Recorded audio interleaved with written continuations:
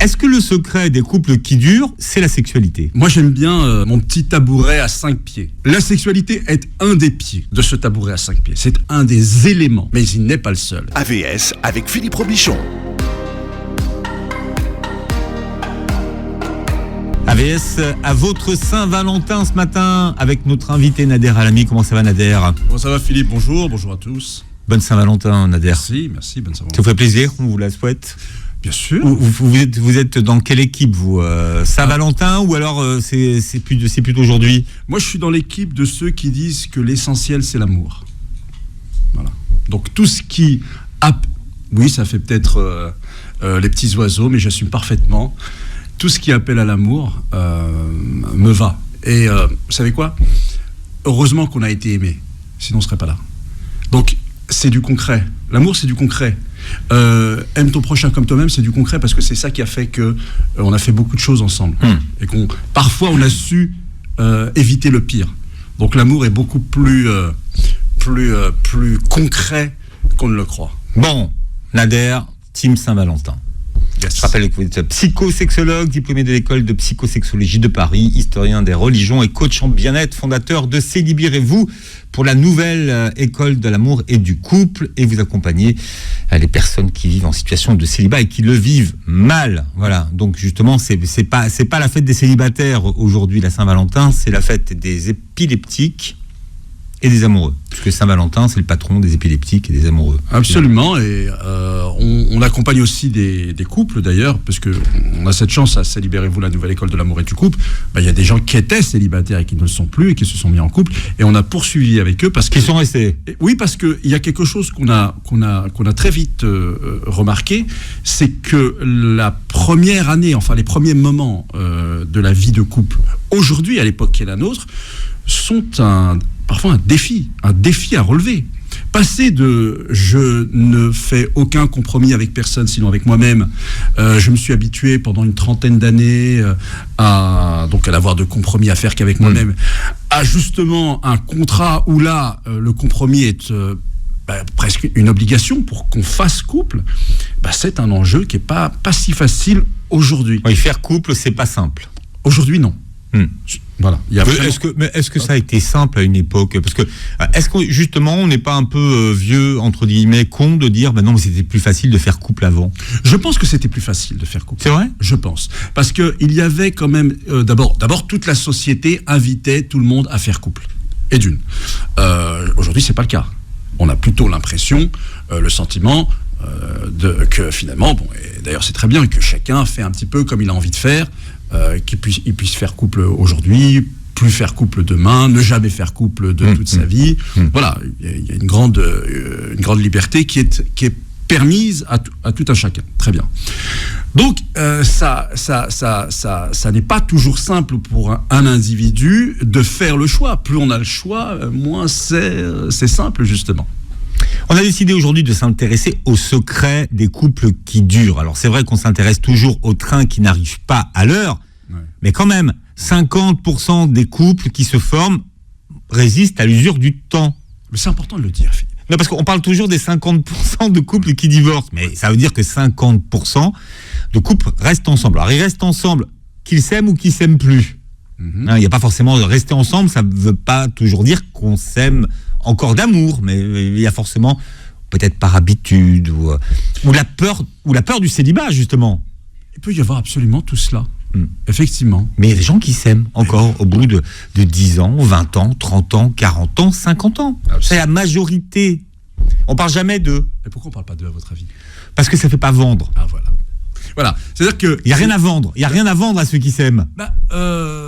Voilà, on va dire quoi ? On va dire ils s'aiment, ils ont eu des enfants, etc. Mais on dirait que c'est notre société... La dernière fois, j'en parlais, c'est même la transgression... Oui, la transgression. Ouais. Oui, mais c'est ce qu'on attend, parce qu'il y a un titre à mettre, il y a quelque chose à... voilà, ils se sont cassés la figure, c'est beaucoup plus vendeur, pour reprendre votre expression, que tout va bien. Tout va bien, c'est ok, super, et après, dis-nous quelque chose de nouveau. Ils se sont cassés la figure. Qu'est-ce qui s'est passé ? Non, ils s'aiment comme au premier jour, même plus qu'au premier jour, donc ça va pas du tout. Pourquoi est-ce que c'est important, selon vous, qu'il y ait une fête des amoureux, alors qu'on l'appelle la Saint-Valentin, là, tout comme vous voulez, qu'on y croit ou qu'on n'y croit pas, mais pourquoi... Effectivement, vous avez raison, c'est pas ça le plus important. L'important n'est pas ici de savoir si c'est vrai, si c'est faux, si on y croit, si on n'y croit pas. Alors, d'aucuns vous diront qu'effectivement, c'est une fête commerciale. Pourquoi pas ? Très juste, puisque voilà, vous avez des gens qui vont acheter une fleur à leur compagne, vous avez des couples qui vont s'inviter au restaurant, vous avez, tiens, si on allait à Venise pour la Saint-Valentin, voilà, ok, super. Bon, rien de... Mais l'intérêt ici, c'est encourager à l'amour, qu'on ait un jour, même un seul. Bien évidemment, j'espère qu'on n'en ait pas qu'un dans l'année. Mais rappeler aux gens, vous n'êtes pas que votre boulot, vous n'êtes pas que votre compte en banque. Vous êtes aussi des gens qui avaient besoin de vivre des émotions, de partager des émotions avec quelqu'un d'autre. Vous avez besoin aussi de vous livrer à quelqu'un d'autre. Je pense que notre société en a grandement besoin. Parce que ces robots qu'on est en train de nous fabriquer, ça rend malade. Ça rend complètement froid, insensible, et Dieu sait que les résultats, nous les voyons tous les jours. Chacun d'entre nous voit bien que notre société n'a jamais été aussi agressive, alors qu'il n'y a pas de guerre ici. Donc, qu'est-ce que ce serait, mon Dieu, si on avait la guerre en vrai ici. Et pourtant, la société est agressive. Donc, tout ce qui peut appeler justement à un peu de partage, un peu de regarder l'autre dans le coin des yeux, tout cela, tout ce qui peut faire du bien, tout ce qui peut aller dans ce sens-là, nous fera du bien. Alors Nader, vous êtes sexologue. En général, en consultation, vous voyez surtout des couples qui vont pas bien. Ouais. C'est rare que les couples qui aillent bien viennent vous voir. Après. Non, ils vont vous voir, mais on consulte pas quand on va bien. Non, ils consultent pas. Je te vois, mais ils consultent pas, effectivement. Est-ce que le secret des couples qui durent, c'est la sexualité ou pas? Alors, il y a... moi, j'aime bien mon petit tabouret à 5 pieds. Vous me le sentez déjà? Voilà. Parce que vous n'avez pas voulu me dire ce que c'était. Alors, le tabouret à 5 pieds, c'est... Alors, les tabourets ont 4 pieds, généralement. Vous avez peut-être chez vous un tabouret à 5 pieds. Ou à 3 pieds. Ou à 3 pieds. Bon. Alors, la sexualité est un des pieds de ce tabouret à 5 pieds. C'est un des éléments, mais il n'est pas le seul. Et d'ailleurs, j'ai pu accompagner, Philippe, des couples qui, sur le plan sexuel, s'entendaient à merveille. N'est-ce pas? Tous les deux étaient aux anges sur cette question-là de la sexualité. Et pourtant, ils n'ont pas pu rester ensemble. Ah, donc, vous êtes plutôt... Oui, ce qui voudrait dire que c'est pas suffisant. Exactement. C'est pas suffisant pour rester ensemble. C'est ça. C'est important. Mais si on est ensemble que pour cela, et que pour tout le reste, ça ne va pas, on fait pas couple. On fragilise la relation. On a besoin, le couple, la relation a besoin d'autre chose. Attention, je le redis, encore une fois, c'est important, ça dépend des couples. Soyons nuancés tout de même. On en avait parlé la dernière fois. Vous avez 3 groupes. Vous avez ceux que j'appelle les sexophiles, les intermittents, les sexophobes. Donc, selon le groupe où on se place, la sexualité a une importance plus ou moins grande. Mais voilà. Donc, c'est un pied, celui d'avoir régulièrement une relation sexuelle régulière, une activité sexuelle régulière. Mais dans le cadre des couples qui, au bout de 10 ans, par exemple, ont abandonné toute sexualité, est-ce qu'un couple peut durer sans sexualité? Écoutez, moi je connais des couples qui durent sans sexualité, mais justement, c'est parce qu'il y a autre chose. C'est-à-dire, voilà, on est bien ensemble, on est concubins, voilà, mais il se passe plus rien. Sur le plan sexuel, il se passe plus rien. Est-ce que ça peut durer? Ça peut, mais vous avez des couples pour qui ça dure. On a cette idée qu'il y a une injonction à la sexualité. Dieu sait que je suis militant, si vous voulez, par mon métier de. C'est mieux. Voilà, évidemment. Mais je refuse en même temps croire, parce que je vois bien que ce n'est pas vrai sur le terrain, que il faut que ça aille bien sexuellement, sinon ça ne va pas, on fait plus couple. Mais comment on s'accommode de l'abstinence ? Vous savez, déjà, vous avez des gens, alors je reviens à mes 3 groupes, qui ne sont pas dans un désir sexuel si important que cela. Donc évidemment, c'est plus facile pour eux. Et puis, vous savez, le désir ardent n'est jamais continu. On ne désire pas ardemment pendant 10 ans. Si on vous fait croire ça, écoutez, c'est quelque chose que la vie vous montrera comme étant... Si c'est physique, ça peut, non ? C'est-à-dire si vous avez besoin d'autres physiquement, ça peut. Si vous avez besoin d'autres ? Non, de l'autre physiquement, ça peut. Vous pouvez avoir un désir ardent. Bien sûr, mais on peut comprendre. Je pense que notre société est faite de gens qui ont compris que l'amour-passion, non pas qu'il ne dure pas, mais il évolue. Parce que toute relation est condamnée à évoluer. Comme tout individu est condamné à évoluer. Et voilà, il faut juste, et c'est l'un des seconds pieds, justement. De haut tabouret, Nader. Tabouret, ouais. C'est... Vendu chez Ikea, d'ailleurs. Vendu chez tous les bons... qui est... en fait, être prêt à la désillusion et s'y adapter. Il faut être prêt à cela, à la désillusion, et savoir s'y adapter. D'ailleurs, savoir s'adapter, c'est à son environnement, à son milieu, aux situations qui se présentent devant vous, c'est le plus grand signe d'intelligence, mais de véritable intelligence. Vous savez, c'est pas tout à fait comme je voudrais que cela soit. Est-ce qu'il y a moyen pour moi de m'adapter à cette situation telle qu'elle est ? Regarder la réalité telle qu'elle est et non pas telle que je voudrais qu'elle soit.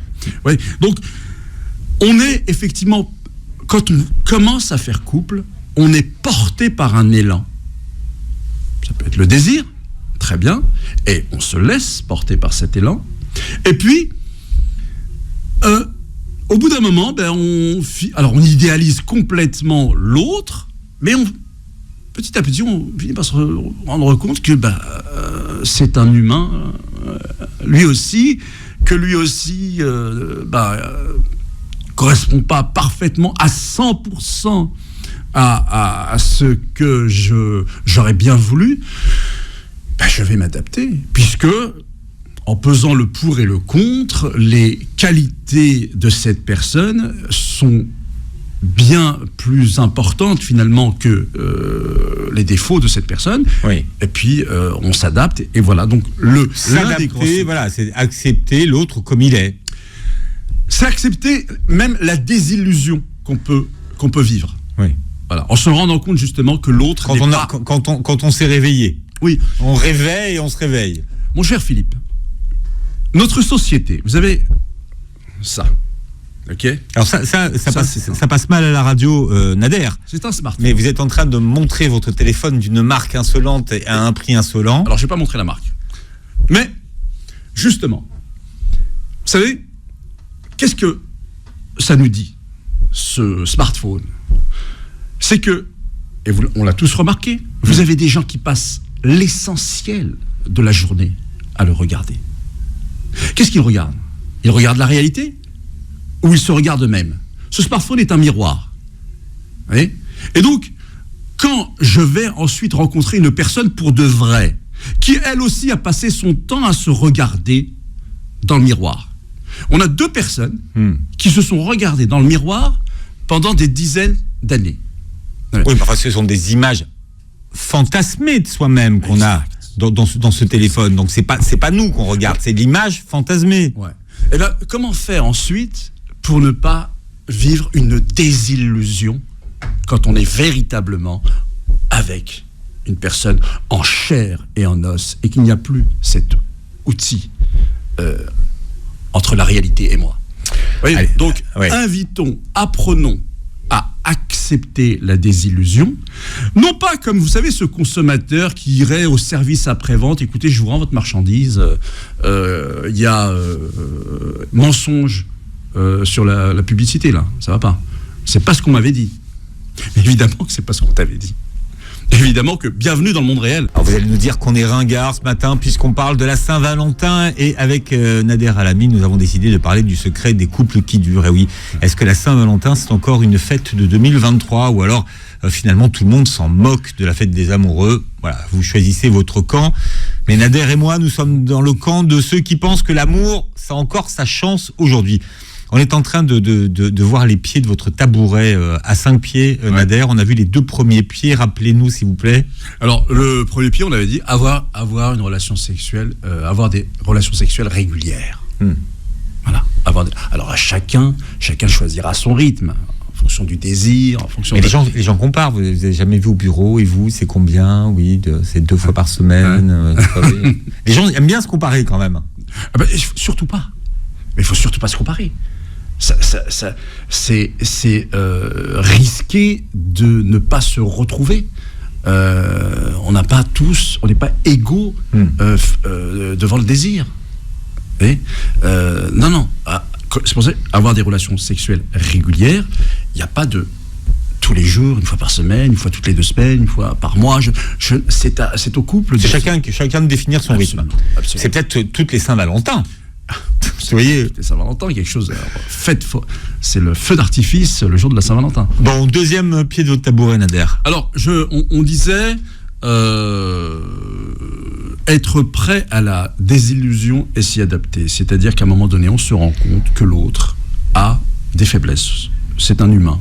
Il a effectivement toutes ces choses qui nous ont attirés. Dame Nature a bien fait les choses. Il le fallait. Il faut qu'il y ait cette illusion au départ pour que nous allions les uns vers les autres. La nature est beaucoup plus forte que nous. Elle sait ce qu'elle a à faire et elle réalise son dessein. Mais ensuite, nous, tiens, la magie est partie. Je suis en face d'un humain.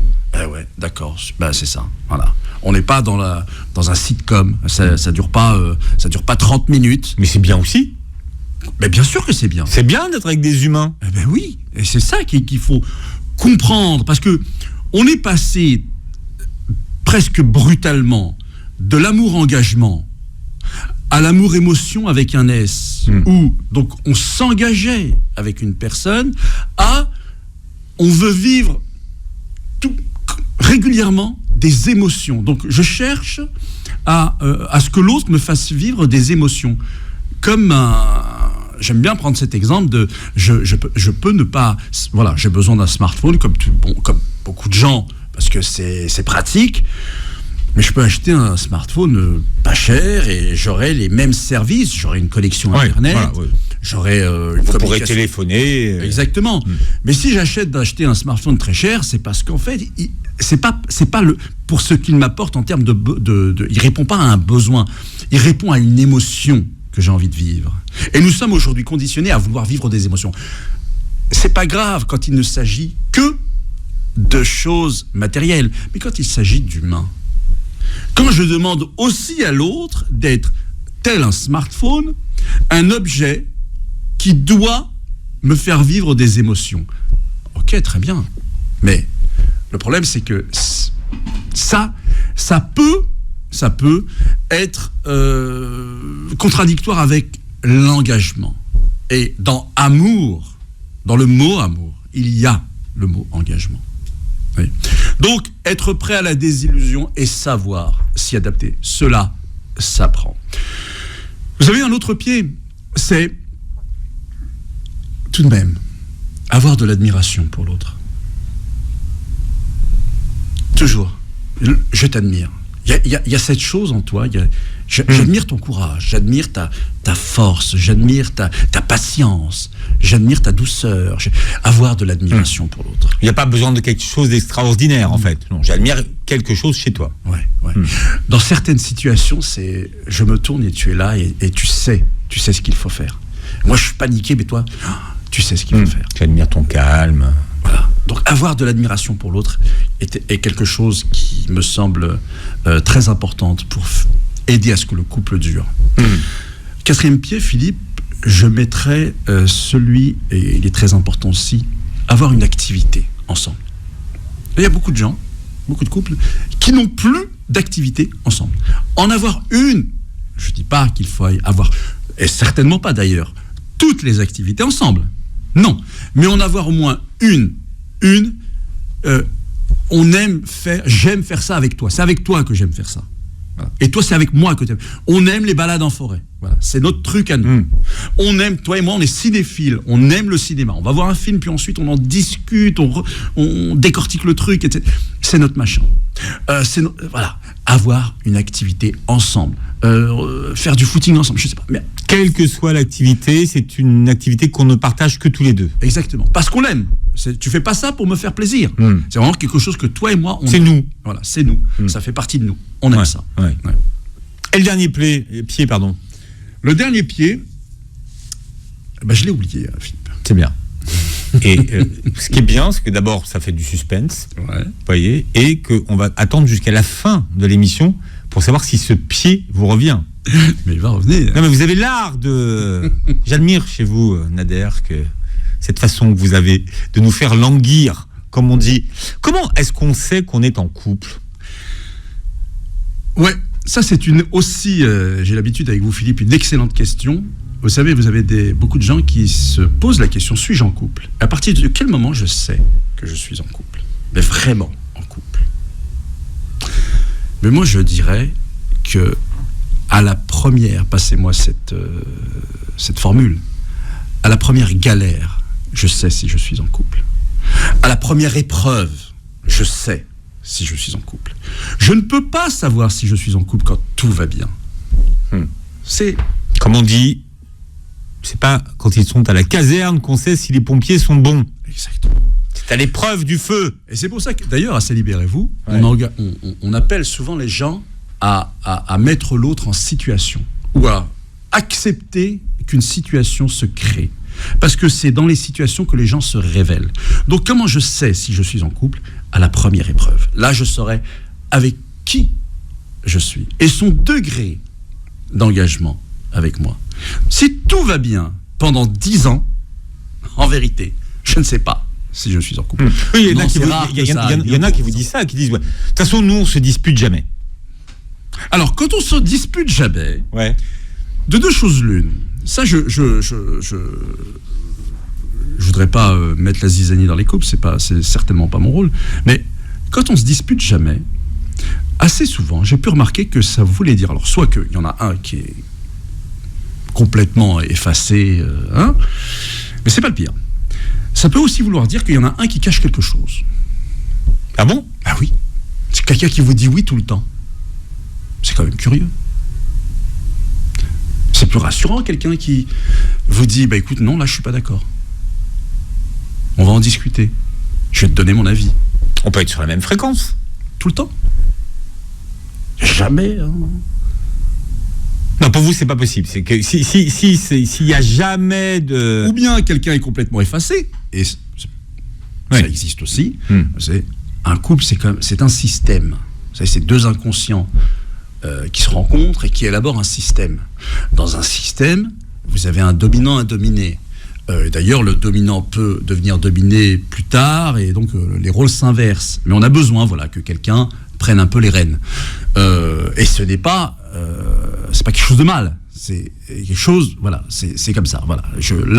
En ce moment-là, je suis un peu plus dominant. Demain, c'est toi, etc., etc. Bon, on sait qu'on est vraiment en couple, donc à cette première crise. Voilà. Et qu'est-ce qu'elle révèle finalement cette crise, Nader ? Elle révèle que je ne suis pas avec toi par hasard. J'ai envie de la traverser avec toi et que je vais chercher on va chercher ensemble les solutions pour la traverser. Et je ne vais pas en faire le prétexte attendu, sinon même créé, pour fuir. Oui, après on pourrait dire c'est trop compliqué, ça me prend la tête, je m'en vais. Ouais. C'est un peu ce qu'on voit plus aujourd'hui. Ouais. Aujourd'hui, on voit plus de couples qui ne font pas l'effort de surmonter la crise et qui finalement se disent ça me prend la tête, j'en trouverai une autre. Ouais. Voilà, solution de facilité qui, me semble-t-il, n'aide pas à la construction même de l'individu qui pense comme cela. Pourquoi ? Parce que, vous savez, dans la vie, on a besoin d'alliés de croissance. À un moment donné, quand je me frotte à cette personne, elle me montre un petit peu mes limites. Et merci de me montrer un petit peu qui je suis. C'est grâce à toi que j'ai compris que je ne supportais pas le verre. Je ne le savais pas avant. Tu as déclenché chez moi quelque chose qui... Je me pensais tellement sage. Mais à ton contact avec toi, j'ai compris que je pouvais me mettre très en colère. Donc, on a tous besoin, pour devenir plus fort dans cette vie, d'alliés de croissance. Et à chaque fois, fuir la personne qui nous montre un petit peu nos limites, ce n'est pas constructif. Alors évidemment, quand on parle des couples qui durent, peut-être que certains qui nous écoutent pensent aux couples de leurs parents, qui sont restés 40, 50, voire même parfois 60 ans ensemble, et peut-être plus. Aujourd'hui, c'est des chiffres qui font réfléchir quand même. Hein. Oui. Alors, on a ces deux cas de figure. On a ces gens qui, effectivement, on a besoin d'une espèce de mythe fondateur. Nos parents étaient comme ça, et c'était merveilleux. Et pourtant, ils ne s'aimaient pas. Hein. Et pourtant, ils ne se connaissaient pas avant de se marier. Ils ne se connaissaient pas avant de se marier. Bon, ça, c'est les clichés qu'on a. Voilà. Mais... Alors, on a besoin d'admirer un petit peu cette époque, et on sait pertinemment aujourd'hui, pour beaucoup de gens, que on ne veut pas la vivre. Oui. On n'est pas prêt à la vivre. Donc, il y a cette contradiction dans l'esprit de beaucoup de gens. Mais vous savez, il y a ce proverbe arabe, je crois, qui dit qu'on est davantage les enfants de son époque que les enfants de ses parents. Alors, Nader Alami, vous n'étiez pas très loin sur votre proverbe. On le rappelle tout de suite, pour tous ceux qui n'étaient pas là avant la pub. On est plus le fils de son époque que le fils de son père. C'est la citation exacte, c'est africain. Je déteste Internet, on peut tout vérifier tout de suite. Ouais, je ne dis pas qu'Internet a raison, hein. Non, en fait. Non. Bon. C'est une source comme une autre, mais votre proverbe est bien. On parle ce matin du secret des couples qui durent. Effectivement, être en couple pendant 50 ou 60 ans, ça ne veut pas dire que c'est l'amour fou tous les jours. Mais on reste ensemble, c'est ça aussi un couple qui dure. C'est un couple qui reste ensemble. C'est un couple qui reste ensemble. Et après, aujourd'hui, il est vrai que le couple est devenu les couples. C'est-à-dire qu'il y a tellement de façons aujourd'hui de faire couple. Et il y a par exemple cette idée, justement, de couple. On fait mieux couple en ne vivant pas ensemble. Notre société l'accepte parfaitement, cela, par exemple. Vous avez pas mal d'argent. Il faut avoir de l'argent, quoi. Pardon ? Il faut avoir de l'argent. Et pas avoir d'enfants. Non, alors, oui, mais... Vous voyez ce que je veux dire ? Il faut 2 appartements. Mais ils existent parfois déjà. C'est-à-dire que vous avez des gens, et ça s'entend très bien aussi. C'est chacun chez soi. Chacun chez soi, parce que, voilà, j'étais dans une relation, j'ai mes enfants, de l'autre côté, c'est la même chose. Voilà, donc, pour peut-être ne pas forcément perturber l'équilibre familial qu'il y a et chez l'un et chez l'autre, eh bien on va faire couple, mais on va y aller mollo, on va y aller doucement, on va s'installer, on va laisser la relation s'installer doucement, et en attendant, eh ben on va faire couple, mais chacun chez soi. Pourquoi pas ? J'ai pas mal de... Oui, c'est un nouveau modèle aujourd'hui, qui est tout à fait accepté. On en entend de plus en plus. Ouais. Vous avez par exemple des dames, moi, qui ont leurs enfants, et elles n'ont pas forcément envie que tout de suite le monsieur entre. Et puis voilà, il y a un équilibre qui a été réalisé. C'est parfois délicat, on a parfois des adolescents à la maison, donc c'est jamais très simple. Donc voilà, c'est pas la peine de brusquer les choses. Alors, il y a Nader, ce que vous appelez la conjugopathie. C'est la maladie du couple, en fait. C'est quand le couple va mal. Oui. C'est quand le couple va mal, et parfois on ne sait pas très bien pourquoi. C'est quand on est dans une situation où plus on parle, moins on se comprend. Oui. Et là, ça fait donc écho au 5e pied, justement. Finalement, on a retrouvé le pied qui manquait. Oui, au bon moment. Oui, ça vous retombez sur vos pieds. C'est oui. Le temps, avoir un temps pour se parler. Mais qu'est-ce que c'est qu'avoir un temps pour se parler ? Vous savez, il y a des couples qui passent du temps ensemble et qui ne se parlent pas, qui ne se regardent pas. Parce que se parler, c'est pas parler des choses du quotidien, c'est véritablement, et il y a d'ailleurs des outils qui ont été mis en place pour ça, comme la méthode Imago, entre autres, où on Qu'est-ce que c'est que la méthode Imago ? C'est une méthode qui consiste à, justement, à mettre le couple en situation de parler, mais aussi et surtout d'entendre la plainte de l'autre. Hein, vous vous rendez compte, à l'époque à laquelle nous vivons, c'est-à-dire qu'on est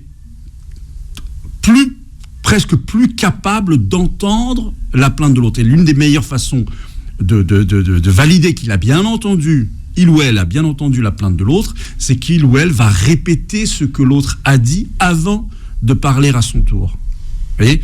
Donc, et c'est parfois, alors dit comme ça paraît très simple. Je vous assure qu'il y a des couples avec qui c'est quasiment impossible de mettre cela en place. Vous voyez ? Donc avoir un temps pour se parler. Il y a un mot qui est très à la mode, c'est la communication. Non, c'est véritablement quelque chose de très important. Avoir ce temps pour se parler, c'est voilà. Alors, par exemple, il faut être disponible. Hein. Moi, j'invite souvent, toujours être nuancé, souvent les couples à ne pas parler de choses sérieuses après 18h. Surtout en semaine. Après 18h, on a passé la journée au boulot, on est fatigué, on est KO, on a envie d'un peu de divertissement. Donc si toi, tu viens à ton tour pour me parler de quelque chose de très sérieux... Pourrir ma fin de journée... À moins qu'il y ait, évidemment, qu'il y ait urgence, cela va sans dire. Mais sinon, eh bien... Mais par contre, on peut à ce moment-là se dire, écoute, j'aurais quelque chose à te dire, je voudrais qu'on en parle, et puis on va trouver le temps, semaine suivante, le week-end, en matinée, en milieu de journée, ce temps où je sais que je serai disponible et toi, seras-tu aussi disponible à ce moment-là ? Et on en parle. On se met en situation. Or, vous avez beaucoup de couples qui parlent de choses très sérieuses à des moments où c'est pas le moment. L'autre n'est pas en capacité d'entendre.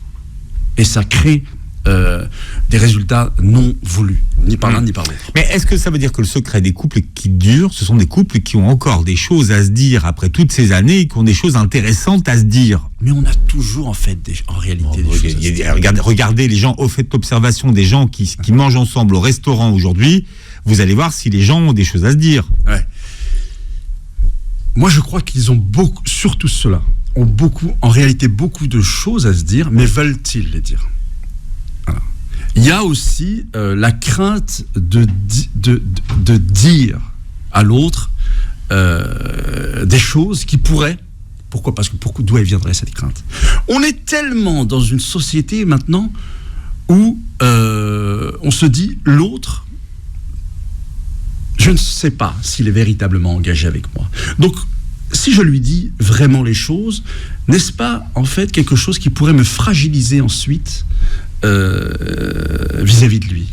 Ne l'utilisera-t-il pas contre moi ? Et puis voilà, vous avez des gens qui, plutôt que de parler, de se livrer véritablement dans une relation pleinement sincère, eh bien, vont avoir beaucoup de crainte à parler. Mais en réalité, ces personnes ont beaucoup de choses à se dire. Les couples qui durent se sont engagés, eux, un jour. Oui, il y a un engagement.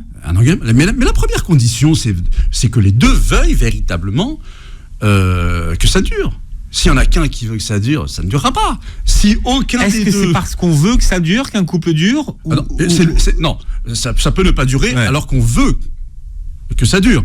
Mais si tous les deux on ne veut pas que ça dure, généralement ça ne dure pas. Voilà. C'est plutôt dans cet ordre-là qu'il faut le voir. Il faut qu'on parte avec cette intention. Voilà. Et intention n'est pas raison. La vie a aussi son mot à dire. Elle réserve ses surprises bonnes ou mauvaises. Mais il faut le vouloir. Il faut le vouloir parce que quand on veut véritablement quelque chose, on s'engage déjà. Et puis on se donne les moyens de cette volonté. Alors on a beau dire qu'on s'en moque de la Saint-Valentin, mais une petite attention ou une grosse attention, ça fait toujours plaisir.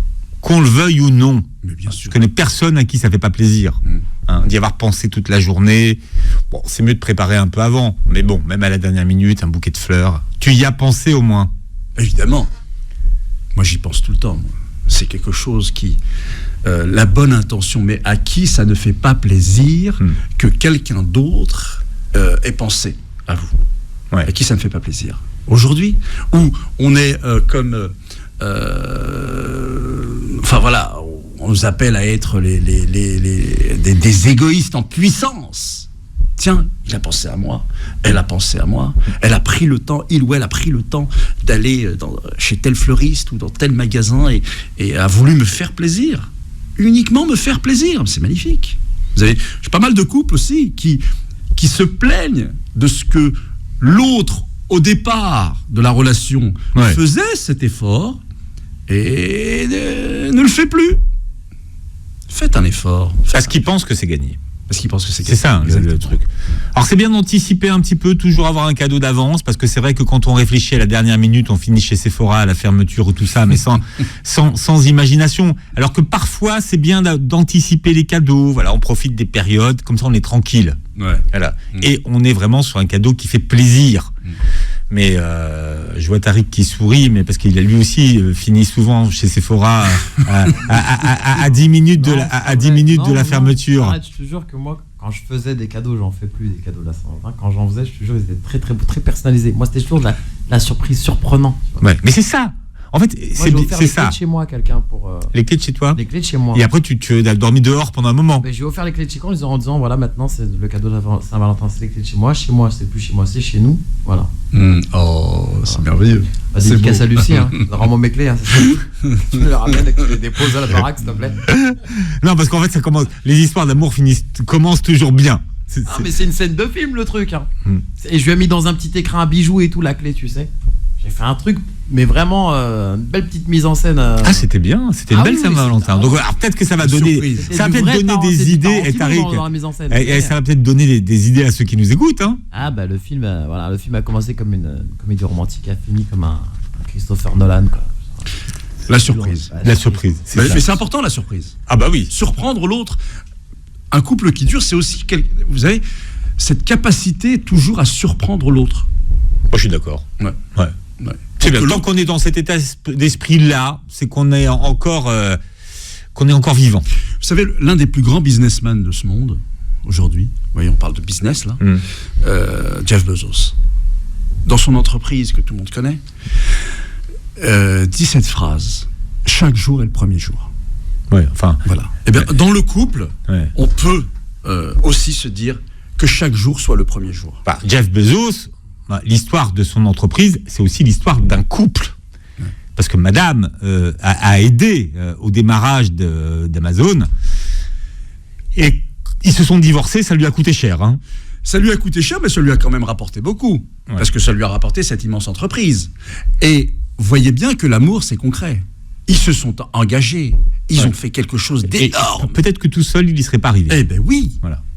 Mais certainement qu'il avait besoin de cette personne qui a été son allié de croissance.